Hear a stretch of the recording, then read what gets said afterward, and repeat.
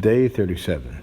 In a nutshell, negative statements are Loshon Hara, even though one would not hesitate to say them in the subject's presence. Say no to chutzpah. Chutzpah. This Yiddish word has found a place in virtually every standard English dictionary. It is usually translated as brazenness, but truthfully, the word loses something in translation. The Torah recognizes chutzpah for what it truly is, a terrible midah that destroys the personality of the person afflicted with it and causes great emotional pain to its victims. You're probably wondering, what does all this have to do with Loshon Hara? The answer is simple. Sometimes chutzpah is what drives a person to ridicule others. In this segment, Chofetz Chaim does away with another misconception. Sometimes when a person is told, "Don't say that, it's Loshon Hara," he responds, "Why is it Loshon Hara? If he was standing right here, I'd say the same thing."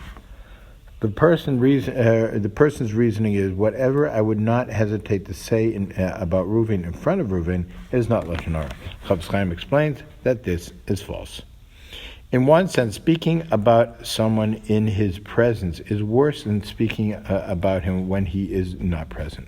For aside from the sin of Loshon Hara, when he speaks in his presence, he clothes himself in the ugly midah of azus and chutzpah, shamelessness and brazenness, and is more likely to cause quarreling through this. Also, this often results in the person becoming embarrassed. Chofetz Chaim then cites a teaching of our sages, which on the surface seems to say that one is permitted to say something negative about someone if he would not hesitate to utter the statement in the person's presence. Chofetz Chaim explains that this statement is referring to a specific case of a vak Loshon Hara, a statement which is not actual Loshon Hara, but might be forbidden nonetheless because it smacks of Loshon Hara.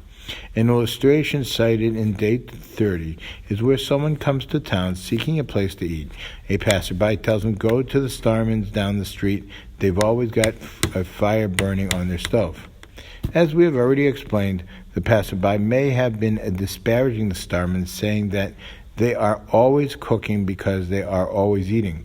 Or he may have meant that the Starmans excel in the mitzvah of hachnasas orchim, hospitality, and are always cooking for the many guests whom they host.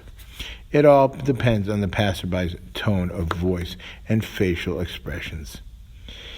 If the passerby was speaking in the Starman's presence, he undoubtedly would have said his remark in a way that would be clearly complimentary. Therefore, if he chooses this manner, it is permissible even not in their presence. However, if he chooses in the second manner, his words are labeled as a vak Loshon Hara. Again, in a nutshell, negative statements are Loshon Hara, even though one would not hesitate to say them in the subject's presence. Have a wonderful evening.